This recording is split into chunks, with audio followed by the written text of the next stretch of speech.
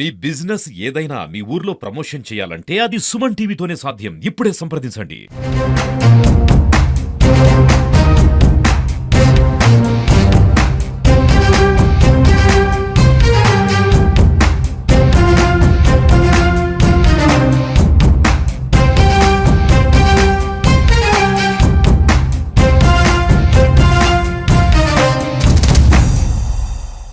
పత్రికే సోదరులందరికీ నా హృదయపూర్వక నమస్కారం. ప్రత్యేకించి ఎన్డీఏ గవర్నమెంట్ ఫామ్ అయిన తర్వాత గౌరవ ముఖ్యమంత్రి చంద్రబాబు నాయుడు గారి నాయకత్వంలో నేను అటవీ శాఖ బాధ్యతలు తీసుకున్నాక, పర్యావరణ బాధ్యతలు తీసుకున్నాక ముందుగా రెడ్ శాండర్స్, ఎర్రచందనం స్మగ్లింగ్ ఒకటి ఇది నా దృష్టిలో ఉంది. గత 14 నుంచి 19 వరకు ఒక విధానంలో ఉంటే 19 నుంచి 24 వరకు చాలా విపరీతమైన ఎర్రచందనం స్మగ్లింగ్ జరిగింది. ఉదాహరణకి ఒక సంవత్సరం అటు ఇటుగా అంటే ఇది మీ దృష్టికి తీసుకురావడానికి పొద్దున డిపోలోకి వెళ్తే నేను అక్కడ ఉన్నది దాదాపు 2,60,000 దొంగలు ఉంటాయి, ఎర్రచందనం దొంగలు. అంటే కనీసం 2 దొంగలైనా కలిపి ఒక చెట్టు అనుకుంటే ఈ 6 సంవత్సరాల్లో 5-6 సంవత్సరాల్లో 1,30,000 ఎర్రచందనం చెట్లు అడ్డగోలుగా నరికేశారు. ఇది మనకి ఆన్ రికార్డు మనకు ఉంది. ఇప్పుడు నేను మిగతా అధికారులందరితో మాట్లాడుతున్నప్పుడు దీని విలువ ఎంత ఉండొచ్చు అంటే యాజ్ ఆన్ నౌ మార్కెట్లో ఇప్పుడున్న 40 లక్షల టన్ను అనుకుంటే, మెట్రిక్ టన్ అనుకుంటే దాదాపు 2,000 కోట్ల నుంచి 5,000 కోట్లు ఇప్పుడు మనకు ఉన్నది. అసలు ఇది పట్టుకున్నది ఎంత ఉంటుంది అంటే దీనికి కనీసం 2 నుంచి 3 దాకా ఉంటుంది అనేది ఒక అంచనా కింద మన అధికారులు చెప్తా ఉన్నారు. సో దీన్ని బట్టి మీరు అర్థం చేసుకోవచ్చు, ఒక క్లోజ్ టు ఒక 8,000 to 10,000 crores వర్త్ ఎర్రచందనం ఇక్కడ స్మగ్లింగ్ చేయబడింది. సో నేను ఛార్జ్ తీసుకున్న తర్వాత ముందస్తుగా ఏం చేసాం, ఏంటి ఇష్యూస్ ఉన్నాయంటే మేము కర్ణాటక రాష్ట్రానికి వెళ్ళి మాట్లాడుతున్నప్పుడు అంటే ఎంత అలసత్వంతో ఉన్నాం అని చెప్పడానికి 140 కోట్ల ఎర్రచందనం దొంగలు కర్ణాటక అటవీ శాఖ అధికారులు స్వాధీనం చేసుకున్నారు. దాన్ని వాళ్ళు అమ్మేశారు. అది నేను కుంకి ఏనుగుల కోసం వెళ్ళి వాళ్ళతో ఇంటరాక్షన్లో వాళ్ళు థ్యాంక్స్ చెప్తున్నారు, మీకు థ్యాంక్స్ చెప్పాలి, మాకు మీ వల్ల మాకు 140 కోట్లు మా అటవీ శాఖకి వచ్చినాయని. ఏంటి వచ్చినాయి అంటే మీరు కొట్టేసిన ఎర్రచందనం, మీ స్మగ్లర్లు కొట్టేసిన ఎర్రచందనం దొంగలు మేము ఇక్కడ పట్టుకుంటే దాన్ని వేలం పాటలు అమ్మేసి మాకు 140 కోట్లు వచ్చినాయి. అంటే దీనికి అప్పుడున్న మంత్రులు కానీ ఒక్కరు కూడా బాధ్యత తీసుకోలేదు. ఈరోజు దాన్ని పొలిటికలైజ్ చేయడానికి కూడా పెద్ద ఎక్కువ మాట్లాడే దాని గురించి, ఎందుకంటే జరిగిపోయిన దాని గురించి మనం ఏం చేయలేం, కానీ ఏం కరెక్షన్స్ చేయాలి భవిష్యత్తులో అనే దాని మీద ఉంది. దీంట్లో కూర్చోబెట్టి ఎస్పీ సుబ్బారెడ్డి గారి నేతృత్వంలో టాస్క్ ఫోర్స్ పనిచేస్తూ ఉంది, రెడ్ శాండర్స్ని ట్యాకిల్ చేసే టాస్క్ ఫోర్స్. దీని గురించి కూర్చోబెట్టి అటవీ శాఖ అధికారులతోటి కానీ అండ్ టాస్క్ ఫోర్స్ అధికారులందరితో కూర్చోబెట్టి 5 జిల్లాల ఎస్పీలతో కూర్చొని మాట్లాడాము. ఇప్పుడు దాకా ఒక రివ్యూ మీటింగ్ చేసాం.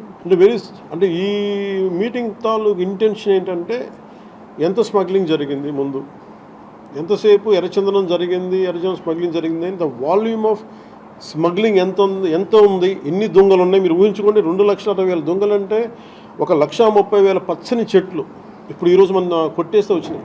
దీనికి కొన్ని లక్షల చెట్లు కొట్టేస్తున్నారు, కానీ ఇంకో 2 లక్షలు అదనంగా కొట్టుంటారు, కానీ తక్కువ క్లోజ్ టు ఒక 1.5 to 2 lakh చెట్లు కొట్టేస్తుంటారు. ఇది మనకి అందరిని లెక్క. ఇది ఇప్పుడు అన్నీ వెళ్ళి లోపలికి వెళ్ళి చూస్తే పెద్ద చెట్లు ఏం లేవు, అన్నీ కొట్టేసిన చెట్ల తర్వాత పక్క నుంచి వచ్చే మొలకలు కొంచెం పెద్దగా అయినాయి. కానీ సో ఎర్రచందనం, ఇది ప్రత్యేకించి ఎర్రచందనం శేషాచలం అడవులకే వెంకటేశ్వర స్వామి వెలిసిన ఈ ప్రాంతానికి ఎందుకు ప్రసిద్ధి అంటే ఇది ఆయనకి గాయం తగిలి ఆయన రక్తం నుంచి వచ్చింది. అందుకే దానికి ఆయన రక్తం కింద పడింది కాబట్టి ఆ రక్తాన్ని వృధా పోనివ్వటం ఎందుకని చెప్పి దానిని ఆయన ఎర్రచందనంగా చేశారనేది ఇది మన శాస్త్రాలు చెప్తూ ఉంటాం.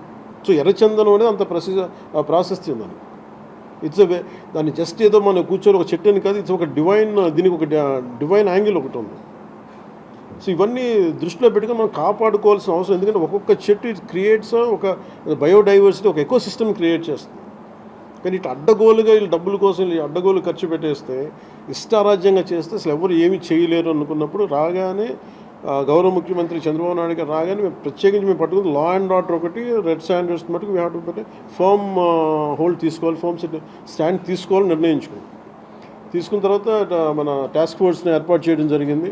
ఆ టాస్క్ ఫోర్స్లో కూడా ఇప్పుడు దాకా నేను ఎప్పుడైతే మన కర్ణాటకకి వెళ్ళానో, కర్ణాటక అటవీ శాఖ మంత్రి గారిని కానీ గౌరవ ముఖ్యమంత్రి సిద్ధరామయ్య గారిని కానీ నేను అడిగింది ఏంటంటే వీళ్ళ స్టేట్ టు స్టేట్ ఒక కోఆపరేషన్ కావాలి, మాకు ఒక అండర్స్టాండింగ్ లేదు, లెటర్ ఆఫ్ అగ్రిమెంట్ లేదు, లెటర్ ఆఫ్ అండర్స్టాండింగ్ లేదు.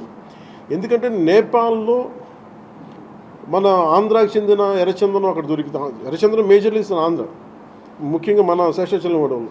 ఇక్కడ దొరికింది నేపాల్లో పట్టుబడితే, అది కూడా కొన్ని వందల కోట్లు పట్టుబడితే నేను ఛార్జ్ తీసుకోగానే ఫస్ట్ పెట్టిన ఇది సంతకం ఏంటంటే అక్కడి నుంచి తీసుకురావాలి. అంటే అది ఏముందంటే కంట్రీకి అండర్స్టాండింగ్ ఉంది. అంటే వేరే కంట్రీలో ప్రొడ్యూస్ అయిన ఉత్పత్తి అయినది ఏదైనా సరే అక్కడ దొరికితే అది మేము తిరిగి తీసుకురావచ్చు అనేది అది ఒక ఇంటర్పోల్లో లేదంటే ఒక బిట్వీన్ కంట్రీస్ ఉన్న ఒక అండర్స్టాండింగ్ ఉంది. అది మన రాష్ట్రాలకు ఎందుకు లేదని చెప్పి నేను ఆ ఇనిషియేటివ్ తీసుకొని కర్ణాటకకి వెళ్ళి కర్ణాటక ప్రభుత్వాన్ని అటవీ శాఖ మంత్రి గారిని ఈశ్వర్ ఖండ్రే గారిని వారితో మాట్లాడి we have letter of understanding between states system, మన కర్ణాటకకి మన ఆంధ్రకి. అలాగే మనకి భూపేంద్ర యాదవ్ గారి దగ్గరికి వాళ్ళకి ఏం చెప్పారంటే ఇది మీరు అన్ని స్టేట్స్కి మీరు అప్లై చేయండి మీరు అని ఆ రోజు కోరితే తర్వాత రిపీటెడ్ మీటింగ్స్ జరిగినాయి, 2-3 మీటింగ్స్ జరిగినాయి. 5 మీటింగ్స్ తర్వాత నౌ అగ్రిమెంట్ అంటే ఏ స్టేట్లో ఆంధ్రప్రదేశ్ తాలూకు ఎర్రచందనం దొరికినా కానీ మనకి ఆ స్టేట్ మనకు తిరిగి అప్పగించేస్తుంది. అది ఎన్డీఏ ప్రభుత్వం తీసుకొచ్చిన ఇనిషియేటివ్.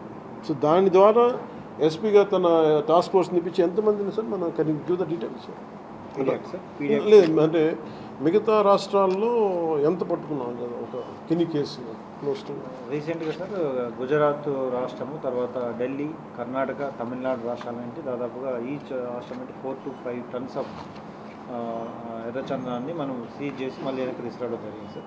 దాదాపు ఒక 30-40 crores ఉంటుంది కదా, 25 to 30 crores. 25 to 30 crores ఉంటుంది. At the same time 149 persons other states ఏంటి అదర్ స్టేట్ అఫెండర్స్ అందరినీ కూడా ఎన్బిడబ్ల్యూసీకి ఎగ్జిక్యూట్ చేసి అరెస్ట్ చేయడం జరిగింది సార్. తర్వాత ఈ మధ్యకాలంలో మనం టాస్క్ ఫోర్స్లో 83% కన్విక్షన్ని మనం రీచ్ అవ్వడం జరిగింది సార్. అలాగే ప్రత్యేకించి ఉమ్మడి కడప జిల్లా ముఖ్యంగా 2-3 జోన్స్లో చాలా విపరీతంగా జరుగుతుంది. అంటే అది చాలా అసలు విలువైన వుడ్, అది అసలు ఆ సిస్టమ్ అంతా ఆ అడవికి చాలా అవసరం. ఒకటి నేను గవర్నమెంట్ ద్వారా మన డిపార్ట్మెంట్ ఫారెస్ట్ డిపార్ట్మెంట్ అధికారులతో కూడా చెప్పింది ఏంటంటే మొన్న రివ్యూ మీటింగ్లో కూడా ప్రత్యేకించి పేషి నుంచి నేను మాట్లాడుతుంది, ఎర్రచందనం ఏదైనా సరే మిగతా అవసరాలకు కావాలంటే తోటల్లో పెంచుకోవచ్చు, ఫామ్స్లో పెంచుకోవచ్చు, మేబీ అది వాళ్ళు వాడుకోవచ్చే. కానీ ఇది మటుకు ఈ అడవులకే పరిమితం అయినాలి, ఎందుకంటే ఈ ఎకో సిస్టమ్ని ఈ బయోడైవర్సిటీని కాపాడేది మొక్క. సో అందుకని దీని మీద ప్రత్యేకించి మేము శ్రద్ధ తీసుకుంటా ఉన్నాం. ఈ ప్రత్యేకించి ఈ మీడియా మీకు ఈ మీడియా సమావేశం నుంచి నేను చెప్పదలుచుకుంది ఏంటంటే to all the red sander smugglers, 4 king పిన్స్ని ఐడెంటిఫై చేశారు. వాళ్ళని ఎలా పట్టుకోవాలి, ఏం తీసుకురావాలంటే దాని మీద చెప్పేవి కాదు కాబట్టి అవి టాస్క్ ఫోర్స్ కానీ state police and with help of forest department దాన్ని తీసుకెళ్తారు ముందుకి. కానీ రెడ్ శాండర్స్ ఇది వెంకటేశ్వర స్వామి గాయం నుంచి పుట్టిన చెట్టు. ఇది సెంటిమెంట్గా దయచేసి దీన్ని శేషాచలం అడుగుల్లో ఉన్న ఎర్రచందనాన్ని దయచేసి ఎవరు కొనగలరు. That's my first appeal. 2, ఎవరైనా సరే ఉపాధి లేక మీకు ఏదైనా కొట్టేస్తుంటే కన్సర్న్ కలెక్టర్ దగ్గరికి వెళ్ళండి, లేదా కన్సర్న్ లీడర్స్ దగ్గరికి వెళ్ళండి. స్థానికంగా ఇక్కడ ఎవరన్నా కూర్చోబెట్టి సహాయపడి దానికి ఏదైనా ఆల్టర్నేట్ ఎంప్లాయ్మెంట్ చేస్తాం తప్ప దయచేసి మీరు ఎర్రచందనం చెట్లలో నరికివేతలు మీరు పాల్గొనకండి. అలాగే మిగతా రాష్ట్రాల నుంచి వచ్చే వాళ్ళకు కూడా ఒక అవేర్నెస్ క్యాంపెయిన్ స్టార్ట్ చేస్తాం, తమిళనాడులో కానీ మిగతా చోట్ల నుంచి కానీ. ఆ క్యాంపెయిన్లో కూడా దయచేసి మీరు ఇక్కడికి వచ్చి దీన్ని మీరు కేసులో ఇరుకోవద్దు, అది చాలా ఫర్మ్గా చెప్తా ఉన్నాం. ఎడ్యుకేట్ చేస్తున్నాం, అవేర్నెస్ ప్రోగ్రామ్స్ ఇస్తూ ఉన్నాం, ఇవన్నీ. అలాగే నేను అడుగుతున్నా, it's also create law and order problems.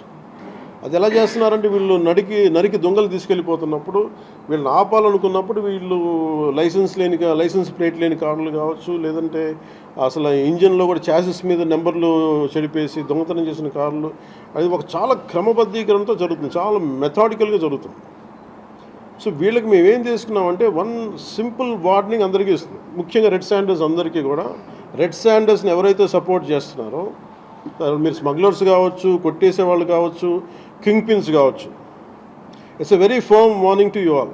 Operation Kagar లాంటిది ఎక్స్ట్రీమ్ లెఫ్ట్ వింగ్ ఎక్స్ట్రీజంని హ్యాండిల్ చేయగలిగినప్పుడు ఈ కంట్రీ ఒక ఐడియాలజికల్ బేస్డ్ ఉన్న వాళ్ళే కూర్చోబెట్టి లొంగిపోతున్నప్పుడు మిమ్మల్ని తాట తీసి కూర్చోబెట్టేస్తారు స్మగ్లర్లు అందరినీ. It's just a political will అంతే. మీరు కనుక ఇదే పనిగా చేస్తే 6 to 9 months ఆర్ 1 year అదే పని ఆపరేషన్ పెడతాం మీ అందరికి. మీరు స్వచ్ఛందంగా ఆపారా మంచిది, మీకు మీరు ఆపలేదా ఒక 1 year 1.5 year ప్రత్యేకమైన special zone special operation create చేసి మళ్ళీ ఇంకా రెడ్ శాండర్స్ ఎవరన్నా తిరగాలి చెట్టు కొట్టాలంటే కూడా భయపెట్టే స్థితికి మేము తీసుకొస్తాం. మేజర్ మీకు ఒక యాక్ట్ ఉంది, ఎవరన్నా సరే రెడ్ శాండర్స్ కొట్టి చెట్లు కొడితే వాళ్ళ ఆస్తులను కూడా సీజ్ చేయొచ్చు. ఆ అమెండ్మెంట్ ఆల్రెడీ చేస్తుంది forest act. You had be very very clear on that. So ప్రభుత్వం ఇంకా ఆలోచిస్తూ ఉంది, తటపాయిస్తుంది. ఇంకా ఆ తటపాయింపులు లేవు. మీకు వెరీ స్టర్న్గా వెరీ ఫామ్గా చెప్తున్నాం, రెడ్ శాండర్స్ స్మగ్లర్స్ అందరికీ కూడా, దాంట్లో పాల్గొనే వాళ్ళు ప్రతి ఒక్కళ్ళకి కూడా it's a matter of time. So మీ అందరూ కూడా మర్యాదగా మీరు వెనక్కి వెళ్ళిపోయి వేరే పనులు చూసుకుంటారా లేదా ఇవే చేస్తారనేది choice is yours.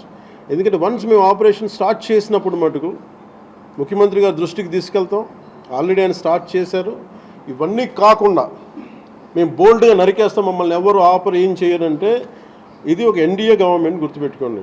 It's a tough government. ప్రజల వెల్ఫేర్ ఎంత కోరుకుంటుందో, పర్యావరణాన్ని ప్రకృతిని మీరు విధ్వంసం చేసి ఎర్రచంద్రాన్ని అడ్డగోలుగా మీరు నరికేసి మీకు కనిపించేది ఈరోజు వెళ్ళి చూస్తుంది 1,60,000 ఎర్రచంద్రం చెట్లు నరికేసి ఎన్ని వేల కోట్లు డబ్బులు చేసుకున్నారు. ఎవరిని మేము వదలం. ఇది మేము ఛాలెంజ్గా మీరు తీసుకొని మీరు చేస్తారంటే సంతోషంగా తీసుకోండి. ఆ కాన్సిక్వెన్స్ మీరు ఫేస్ చేద్దరు. ఇది చెప్పడానికి మీ అందరికీ పాత్రికేయ సోదరులందరికీ తెలియజేస్తాం. Thank you sir. Jai Hind sir. Courts ద్వారానా సార్? కోర్ట్స్ ద్వారా అన్ని పనిష్మెంట్స్ ఉన్నాయి సార్ క్లియర్గా. నేను అనేది అంటే ఫస్ట్ ప్రైమరీగా ఏం చేయాలి sir? The biggest thing is మన ఇంట్లో మన పెరట్లో నుంచి వెళ్ళిపోతున్నప్పుడు ముందు మన పెరటిని మన బార్డర్స్ని రక్షించుకోవాలి ఫస్ట్. వెళ్ళిపోయిన తర్వాత పోర్ట్లు వెళ్ళకముందు మన కంట్రోల్లో ఉండగా మనం ఆపడం ఫస్ట్ ప్రయారిటీ కింద పెట్టాను. అదే మీరు అన్న మాట డిస్కషన్కి వచ్చింది. వేరే స్టేట్లతో మాట్లాడటం, నేను కర్ణాటక వెళ్ళి మాట్లాడగలను, తమిళనాడుతో వెళ్ళి మాట్లాడగలను, లేదంటే ఎస్పీ గారు మొన్న టాస్క్ ఫోర్స్ వాళ్ళు వెళ్ళి గుజరాత్ నుంచి పట్టుకొచ్చారు, సీజ్ చేసి ఢిల్లీ నుంచి సీజ్ చేశారు. ఇవన్నీ చేయొచ్చు.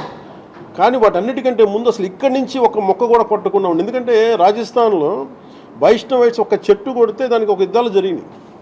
సో అలాంటి నేను కోరుకున్న స్థానికంగా శేషాచలం అడవుల్ని మనకి వెంకటేశ్వర భక్తులందరూ కూడా మీరు కాపాడుకోవాల్సిన అవసరం. ఒక్క చెట్టును కూడా కొట్టకుండా చూసుకోవాలి. నిజంగా అది మీ భవిష్యత్తులో ఫర్నిచర్కి ఏదైనా కావాలనుకున్నప్పుడు చాలా చోట్ల ఫామ్స్లు పెరుగుతున్నాయి. దయచేసి మీరు దాన్ని పెంపొందించేలా చూసుకోండి తప్ప దయచేసి శేషాచలం అడవుల్లో ఉన్న ఎర్రచందనాన్ని దయచేసి ఎవరు కొనొద్దు. దయచేసి దాన్ని ఎంకరేజ్ చేయండి. Thank you sir. అన్నీ ఉన్నాయి sir. I will let you know.